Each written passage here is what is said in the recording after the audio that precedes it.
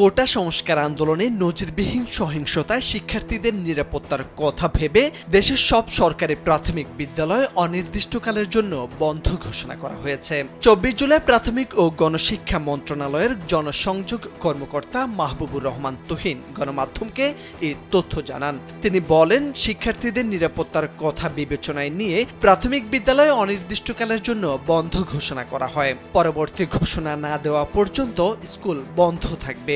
এর আগে শিক্ষা মন্ত্রণালয়ের আওতাধীন প্রাথমিক ও উচ্চ মাধ্যমিক পর্যায়ের সব শিক্ষা প্রতিষ্ঠান অর্থাৎ স্কুল, কলেজ, মাদ্রাসা ও কারিগরি শিক্ষা প্রতিষ্ঠান এবং পলিটেকনিক ইনস্টিটিউটগুলো শ্রেণী কার্যক্রম পরবর্তী নির্দেশনা না দেওয়া পর্যন্ত বন্ধের ঘোষণা দেয় শিক্ষা মন্ত্রণালয়।